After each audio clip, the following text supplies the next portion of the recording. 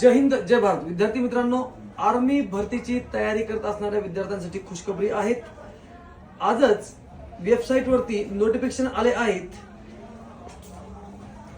30 जून से 10 जुलाई 2025 तक online common entrance exam होणार आहेत.